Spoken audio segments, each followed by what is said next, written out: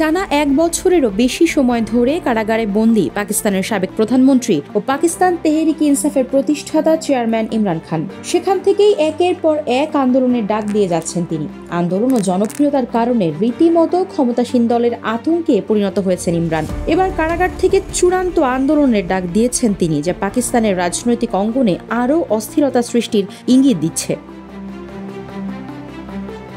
ইমরান খান তার দলকে 24 নভেম্বর ইসলামাবাদ অভিমুখে পদযাত্রার ডাক দিয়েছেন। পাকিস্তানের সংবাদ মাধ্যম দ্য ডন জানিয়েছে, এই আন্দোলনের মাধ্যমে তিনি কারচুপি করা নির্বাচনের ফলাফল, অবৈধভাবে দলের নেতাকর্মীদের গ্রেপ্তার এবং সরকারের 26তম সাংবিধানিক সংশোধনী পাশের বিরুদ্ধে প্রতিবাদ জানাবেন। এটি তার সরকারের বিরুদ্ধে চলমান নানা সমস্যার প্রতিকার চাইতে এক বড় প্রতিবাদ।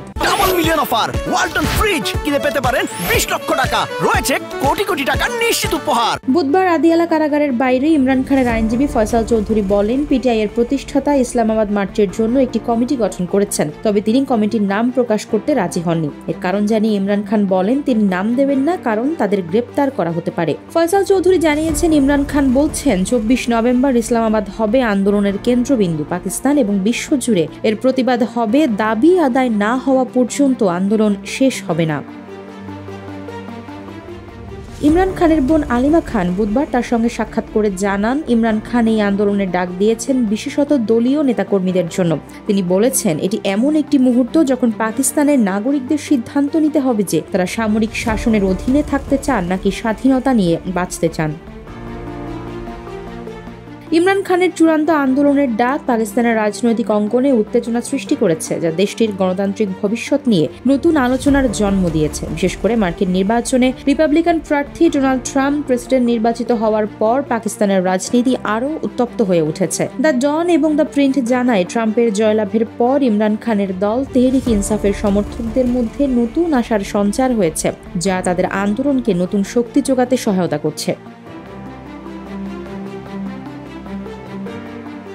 পিটিআই নেতা সৈয়দ জুলফি বুখারী সংবাদ মাধ্যমকে জানিয়েছেন, তিনি রিপাবলিকান পার্টির নবনির্বাচিত প্রেসিডেন্ট ডোনাল্ড ট্রাম্পের মেয়ে ইভাঙ্কা এবং জামাতা জারেড কুশনারের সঙ্গে ইমরান খানের ওপর দমন পীড়ন নিয়ে আলোচনা করবেন। তিনি বলেন, ইমরানের প্রতি ট্রাম্পের সফট কর্নার রয়েছে। ট্রাম্প ইমরানের কারাবাস নিয়েও গভীর উদ্বেগ প্রকাশ করেছিলেন।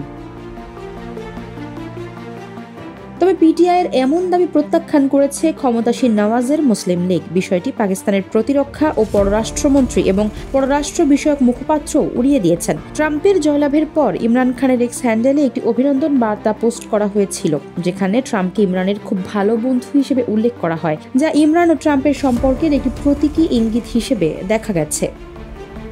আফসারা নাজ, নিউজ ডেস্ক, ইত্তেফাক।